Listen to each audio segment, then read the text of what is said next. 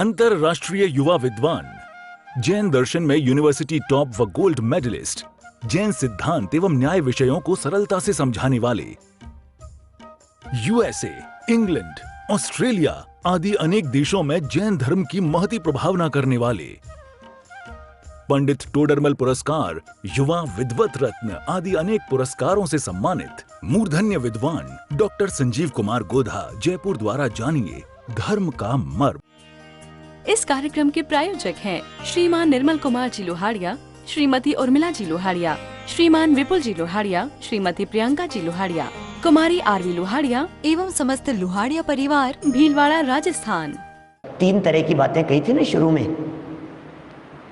पहली बात कही थी व्यवहार नय, एक बात कही थी अशुद्ध निश्चय नय, और एक बात कही शुद्ध निश्चय नय। तो जिसे हमने व्यवहार नय कहा, वो व्यवहार नय से तो परद्रव्य के कर्ता धर्तापन की बात हुई, व्यवहार नय से तो पर के कर्ता धर्तापन की बात हुई। और अशुद्ध निश्चय नय से जो बात हुई, ये अशुद्ध निश्चय नय से अपने विकार की बात हुई, अशुद्ध निश्चय नय से इच्छाएं हुई, अशुद्ध निश्चय नय ने विकल्पों को जन्म दिया, विकल्पों को ग्रहण किया अशुद्ध निश्चय नय ने, और ये ज्ञानोपयोग रूप जो काम हुआ, ये सब अशुद्ध निश्चय नय के अंतर्गत चला गया। क्या यह अशुद्धोपयोग ही कार्य के करने में निमित्त है। माने जो पर में जो काम हुआ है, जो भी हुआ, ताला खोला, चाबी घुमाई, लगाई, पेस्ट किया, सो रहे हैं, कोई भी काम कर रहे हैं, स्विच ऑन कर रहे हैं, ऑफ कर रहे हैं, जो भी हमारे माध्यम से लिख रहे हैं, किताब खोल रहे हैं, पढ़ रहे हैं, बंद कर रहे हैं, सारे ही तो काम कर रहे हैं दिन भर, सुबह से शाम तक हमारे द्वारा ये सभी तो काम किए जा रहे हैं। ये कह रहे हैं यहाँ पर, यदि जीव ये सब अशुद्धोपयोग ही कार्यों के करने में या होने में निमित्त मात्र है। यदि जीव के कर्म का उदय ही ना हो तो यह अशुद्ध उपयोग ही ना हो। इसको अशुद्ध उपयोग क्यों कहा, बोलो? ये चर्चा अशुद्ध उपयोग की क्यों है? क्योंकि जीव करता है, कर रहा है, करता हुआ दिखाई दे रहा है, जीव का योग है, जीव का उपयोग है, इसलिए इसको अशुद्ध निश्चय नहीं कह रहे हैं। नहीं तो अशुद्ध निश्चय ने भी नहीं कहते, बात ही खत्म हो जाती। क्या अशुद्ध निश्चय ने कैसे कह दिया? इस तरह से कह रहे हैं। चलिए और आगे बढ़ते हैं। बहुत ही सुंदर चर्चाएं आगे चलने वाली है। समय सार की मूल गाथाएं यहाँ प्रस्तुत करते हुए बातों को कह रहे हैं, समझा रहे हैं। देखिए, जीव और कर्मों के संयोग से क्या क्या विभाव भाव और क्या क्या बाहरी कार्य होते हैं, उन्हीं को बतलाने के वास्ते अशुद्ध निश्चय नय से तथा व्यवहार नय से कथन किया गया है। क्या बातें आ गई भाई साहब? 2 नय की चर्चा हुई यहाँ इस गाथा के आधार पर। जीव और कर्म के संयोग से, संयोग है जीव का कर्म के साथ में, जीव और कर्म के संयोग से क्या क्या विभाव भाव हो रहे हैं और क्या क्या बाहरी कार्य हो रहे हैं। 2 बातें आ गई यहां। क्या जीव के और कर्म के, या कर्म से मिले हुए जीव के, या कर्म संस्पर्शित जीव के, जो जीव कर्मों के साथ में जुड़ा हुआ है, उस जीव के क्या क्या विभाव भाव होते हैं, उस जीव के कौन कौन से विभाव भाव हुए और क्या क्या बाहरी कार्य हुए। इसका मतलब जीव के परिणाम भी और बाहरी क्रियाएं भी दुनिया भर की जो जो हो रही है। ये 2 ही तरह की बातें हैं। तीसरे लेवल पर तो अभी पहुंचे नहीं हैं। तीसरे लेवल को तो आगे बतलाएंगे मूल गाथा के आधार पर। बड़ी सुंदर चर्चाएं हैं, लेकिन यहाँ क्या कह रहे हैं? 100 नंबर की गाथा में ये बातें कहने के बावजूद भी संतोष जी सही पकड़े हैं आप। सावधान। ओहो, अरे भैया, कई लोग कई तरह के प्रश्न करते हैं। सुनो, बात आ गई है तो कहते हैं, बीच में चर्चा चल गई है तो जरूर बतलाने का भाव आ रहा है। लोग ये कहते हैं कि यदि ये व्यवहार नहीं के कथन सच्चे नहीं हैं, क्या और निश्चय से सच्चाई यही है कि कोई किसी का कर्ता धर्ता नहीं है, सच्चाई यही है, तो फिर शास्त्रों में तो कम से कम व्यवहारने की बातें नहीं कहनी चाहिए थी। क्या दुनिया जाने जो करे जो करे, क्या पंडित जी कम से कम आपको तो व्यवहार की बात नहीं कहनी चाहिए। पंडित जी कम से कम जिनवाणी में तो व्यवहार की बातें नहीं कहनी चाहिए। भाई लगता है ना ऐसा यार, क्या फायदा है ऐसी झूठी बातें करने से, लोगों को भ्रम और हो जाता है। प्रमोद जी वैसा ऐसा भ्रम हो जाता है, गलतफहमी हो जाती है व्यक्तियों को कि यार मैं कर रहा हूं, देखो ये लिख रहा है भाई साहब, व्यवहार ने से घटपटाधिक का करता कहाँ है, अब लिखा है तो मैं कोई गलत मान रहा हूं क्या। कर्मी जीव को सुलाता है, कर्मी जगाता है, कर्मी घुमाता है। पाप कर्म का उदय होता है तो नरक त्रियंश में चला जाता है, पुण्य का उदय होता है तो स्वर्गाधिक में चला जाता है। फिर हमने ज़्यादा पूछा तो आपने कहा व्यवहार ने ऐसे कहा है, तो हमने कहा भले ही व्यवहार से कहा हो, बात तो सच्ची है, और यदि ये सच्ची नहीं है तो नहीं कहते। ऐसा ऐसा कौन सा आचार्यों के ऊपर दबाव पड़ा हुआ था दिमाग पे, ऐसा तो कुछ नहीं था। जबरदस्ती लोगों के चित्त में भ्रम उत्पन्न कर दिया। एक नए कह रहा है कि करता है, दूसरा कह रहा है अकर्ता है। अरे सीधा सीधा सा कह दे यार, सर्वथा अकर्ता है, खेल खत्म, बस अकर्ता मानो, बात खत्म हो गई। नहीं, सुनो, इस संबंध में बारीक बात जो ध्यान देने योग्य है। जिनवाणी के कथनों में जब कभी भी कहीं प्रतिपादन करते समय व्यवहार शब्द का प्रयोग कर दिया जाए, इसका मतलब ही यही होता है बी अलर्ट। क्या व्यवहार के कथन श्रद्धा के लिए थोड़ी ना किए गए हैं क्या। अजय जी क्षीर सागर वाले बोलो, व्यवहारने के कथन जहां कह दिया व्यवहार है, इसका मतलब क्या है। व्यवहार ने कह दिया, इसका मतलब क्या है। हमने इसको निश्चय क्यों नहीं कहा। व्यवहार ने कह दिया, इसका मतलब यह है कि आप सावधान रहना। व्यवहार शब्द का प्रयोग कर दिया, इसका मतलब यह है कि आप इसमें अटक मत जाना। व्यवहार कह दिया, इसका मतलब ऐसा है नहीं। व्यवहार कह दिया, इसका मतलब सच्चा मत मान लेना। इसलिए व्यवहार कहा है। तुम क्यों घबरा रहे हो, जनवाणी में कथन कर दिया तो क्या हो गया, व्यवहार कहा है ना, इसीलिए तो व्यवहार शब्द की बात कही है। क्या समझ में आ रही है बात। व्यवहार शब्द का जो प्रयोग किया है, ये व्यवहार शब्द का प्रयोग क्यों किया है, इसीलिए किया है। ये व्यवहार कहने का अभिप्राय यही है। क्या संजय जी मंदिर के दर्शन करने के लिए निवेदन आया है आपका, करा देंगे दर्शन बाद में, लास्ट में प्रवचन के बाद में करा देंगे। 3-4 वेदियां हैं, प्राचीन मंदिर है। चलिए देखिए क्या कह रहे हैं अपन यहाँ बात। भैया कौन कर रहा है कि साहब व्यवहार से, बोले सावधानी के लिए। क्या सावधानी के लिए बात है भाई साहब, सावधानी के लिए बात है, क्या दिक्कत है, ठीक है कोई बात नहीं। देखिए बात कह रहे हैं, जीव और कर्मों के संयोग से क्या क्या विभाव भाव और क्या क्या बाहरी कार्य होते हैं। क्या क्या विभाव भाव होते हैं। बोले क्रोध कषाय का उदय आया तो क्या विभाव भाव होगा, मान का उदय आया तो क्या विभाव भाव होगा, मायाचारी का उदय आया तो क्या विभाव भाव होगा, भय कषाय का उदय आया तो किस तरह का विभाव भाव हुआ। एक व्यक्ति शोक संतप्त दिखाई दे रहा था, इसका मतलब अंदर में किसी कर्म का उदय चल रहा है, दिख रही है बात, इसमें क्या है। और बोले बाहर में क्या क्या कार्य होते हैं, बोले ये भी कर्म के उदय से होते हुए दिखाई देते हैं। क्या ये भी दिखाई देते हैं इस तरह की बातें कि हाँ बिल्कुल होती है, कोई दिक्कत नहीं है। कभी अंतराय कर्म का उदय होता है, कभी दर्शनावर्णी कर्म का उदय होता है, और तो और ज्ञानावर्णी आदि कर्मों के भी अपने खुद के 9 कर्म होते हैं। क्या ज्ञानावर्णी आदि कर्मों के भी अपने खुद के 9 कर्म होते हैं। तो कौन कौन से कार्य कैसे कैसे हो रहे हैं, इन्हीं को बतलाने के वास्ते एक तो अशुद्ध निश्चय नय, विभाव भाव को बतलाने के लिए अशुद्ध निश्चय नय, और बाहरी कार्य कौन कौन से हो रहे हैं इन्हें बतलाने के लिए व्यवहार नय से कथन किया गया है। क्या व्यवहार नय से कथन किया गया है। चलो 2 हो गए, अब तीसरा नय जिसका नाम है शुद्ध निश्चय नय। क्या क्या कह रहे हैं भाई साहब, क्या बात कह रहे हैं यहां पर? एक अशुद्ध निश्चय नय का कथन हो गया और एक व्यवहार नय का कथन हो गया। अब निश्चय नय का कथन सुनो जरा, समय सार मूल गाथा। शुद्ध निश्चय नय से आत्मा का स्वरूप। ओहो, जोपसद्य पाणम, वाह क्या कह रहे हैं?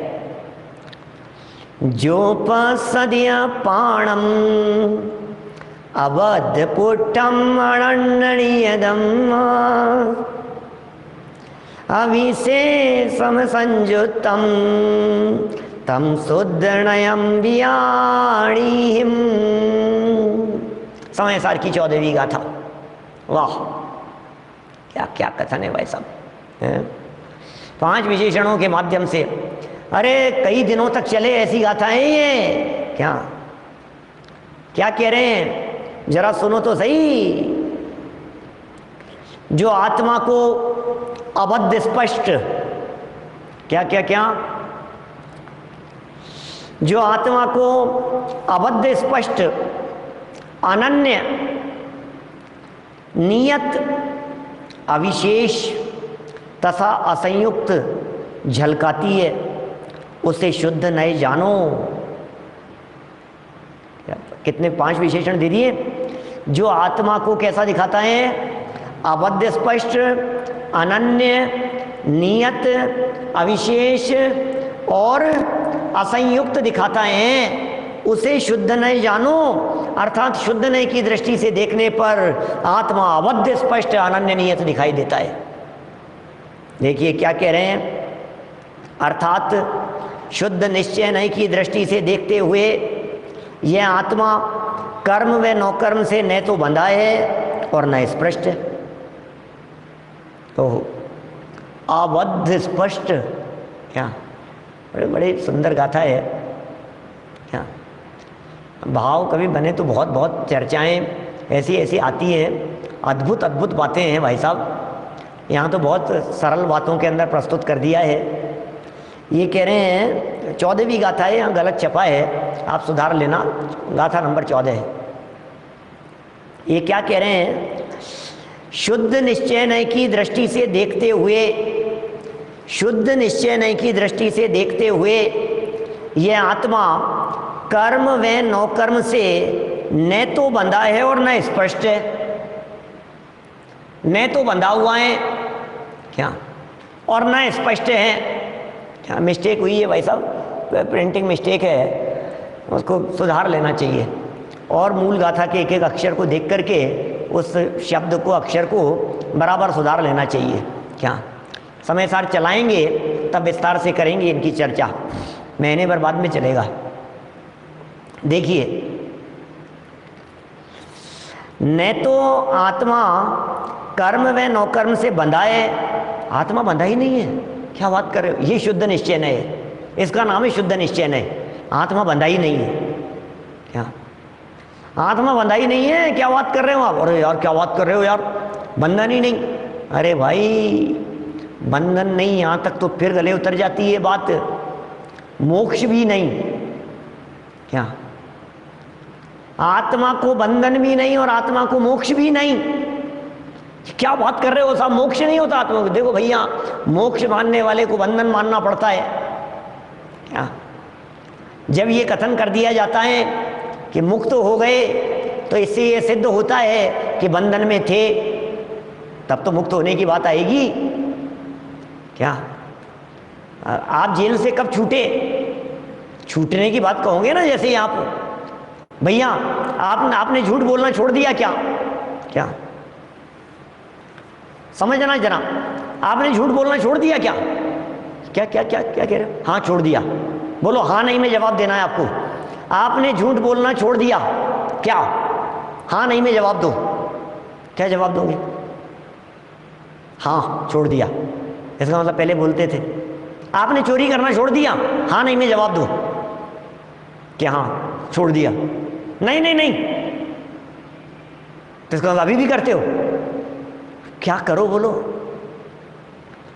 माने जब ऐसी बात कही जाती है तो दूसरी बात उसके अंदर ऑटोमेटिक होती है। इसलिए जब ये कहा जाता है कि मुक्त हो गए, मुक्ति प्राप्त करनी है, क्या मुक्त हो गए भाई साहब, मुक्ति की प्राप्ति करनी है, मोक्ष की प्राप्ति करनी है, इनको मोक्ष हो गया, इसका मतलब यह है कि बंधन की स्वीकृति हो तो मोक्ष की बात होती है। यहाँ तो कह रहे हैं आत्मा को बंधन भी नहीं होता और आत्मा को मोक्ष भी नहीं होता। अरे ये शुद्ध निश्चय का कथन है। अशुद्ध निश्चय की दृष्टि से देखने पर आत्मा बंधा हुआ नजर आता है और शुद्ध निश्चय की दृष्टि से देखने पर न आत्मा का बंधन है न आत्मा की मुक्ति है, ऐसा ही स्वरूप है। हो क्या कह रहे हैं, देखो जरा। जैसे कमल जल में रहता हुआ भी जल के स्वभाव से भिन्न है, जल का उस पर कुछ भी असर नहीं होता। क्या तो समय सार के अमृत चंद्राचार्य देव के उदाहरण है, गजब गजब के उदाहरण देकर के एक एक बात को समझाया है। कमल का पत्ता जल में रहता हुआ, जल में डूबा हुआ भी जल से अछूता है, क्या वैसे ही है आत्मा कर्मों के बंध से वे स्पर्श से रहित है, अर्थात निर्बंध है।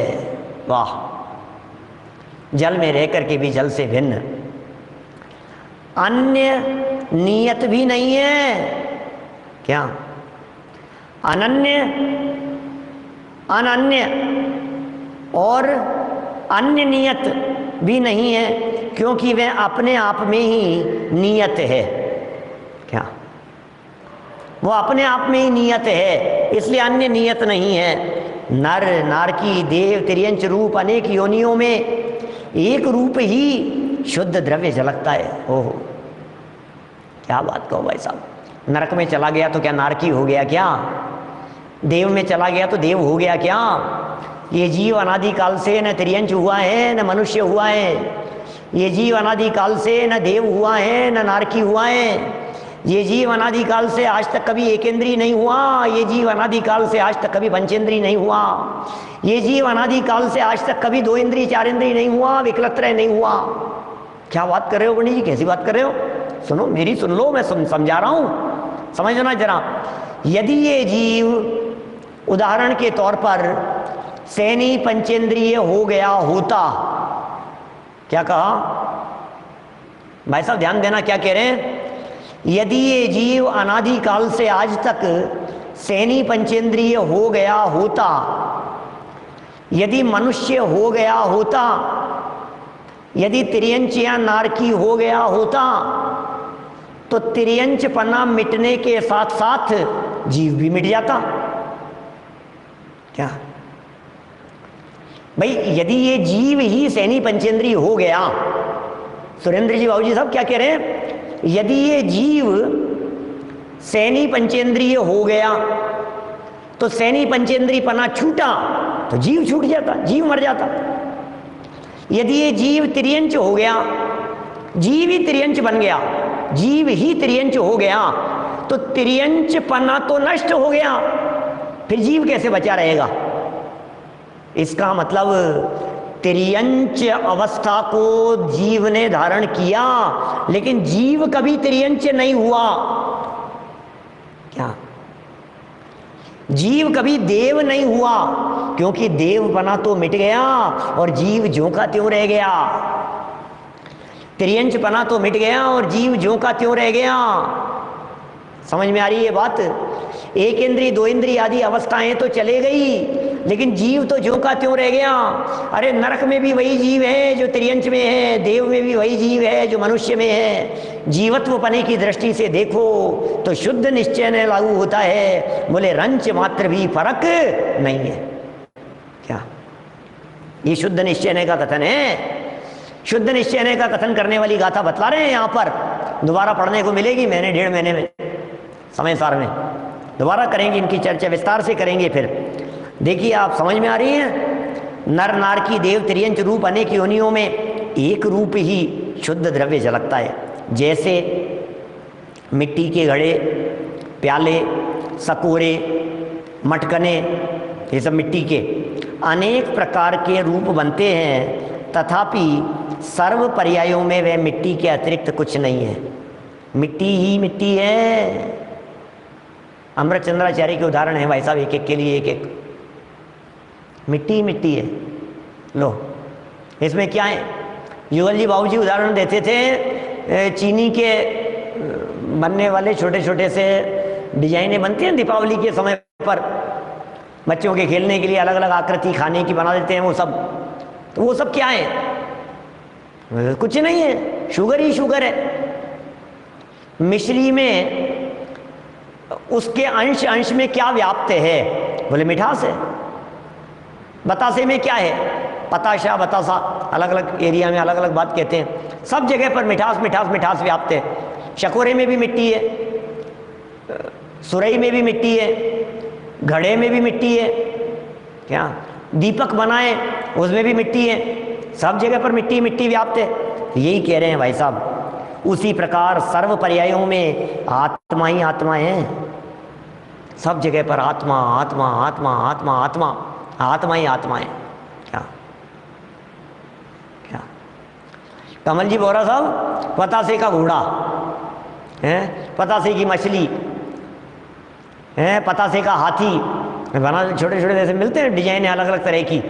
अरे ये चाहिए, अरे कभी नहीं, तो शुगर ही शुगर है उसमें। तो देखिए, ये भेद विज्ञान का विषय है। अन्यथा जब भेद विज्ञान नहीं होता है तब इस संसारी जीव में बहिरात्म बुद्धि होती है। भैया यदि बहिरात्म बुद्धि रहेगी, भेद विज्ञान नहीं होगा, तो फिर अपने आप को कहेगा कि भैया मैं तो मनुष्य हूँ, नहीं नहीं यार मैं तो अभी बच्चा हूँ, नहीं नहीं मैं तो युवा हूँ, नहीं नहीं मेरी तो वृद्धावस्था आ गई है, फिर ऐसा कहेगा। ये बहिरात्माओं की दृष्टि होती है इसी तरह की। तब यह इस प्रकार अहंकार किया करता है, मैं मानव हूँ, पशु हूँ, धनी हूँ, निर्धन हूँ, रूपवान हूँ, कुरूप हूँ, राजा हूँ, रंक हूँ, सेवक हूँ, स्वामी हूँ, ब्राह्मण हूँ, क्षत्रिय हूँ, वैश्य हूँ, शूद्र हूँ। समझ में आ रही है बात? रागी हूँ, द्वेषी हूँ। बोलो क्या कहे?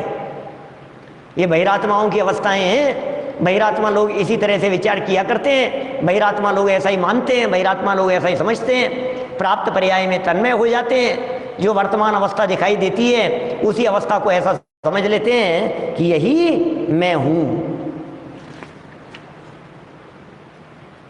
तो इस तरह से वास्तव में जो शुद्ध निश्चय नय का कथन है, जिसे परम शुद्ध निश्चय नय या वास्तविक नय या परम सत्य जिसे कहा गया है, वही स्वीकार करने योग्य है, वही ग्रहण करने योग्य है, वही सेवन करने योग्य है, और वही हमारी श्रद्धा को बदलने योग्य है। ठीक है ना? और बाकी जो कथन किए हैं, चाहे वो अशुद्ध निश्चय नय का कथन हो, विभाव भावों को बतलाने वाला, उसमें भी सच में तो कोई दम है नहीं। और जो कथन दूसरे हों, समझ लीजिए आप व्यवहार नय के द्वारा प्रतिपादित किए गए कथन हों, उनमें भी सच में किसी तरह का कोई दम है नहीं। इसलिए व्यवहार नय के कथन भी छोड़ने योग्य हैं, अशुद्ध निश्चय नय के कथन भी छोड़ देने योग्य हैं, और एकमात्र ये जो शुद्ध निश्चय नय का कथन है, ऐसी यदि हम श्रद्धा रखेंगे, ऐसी यदि हम मान्यता रखेंगे, यदि ऐसा हम अभिप्राय रखेंगे, तो निश्चित तौर पर हमारा कल्याण हो जाएगा। मूल गाथा में एक पස්සदी शब्द का प्रयोग किया है। पස්සदी शब्द का प्रयोग होता है देखना। क्या?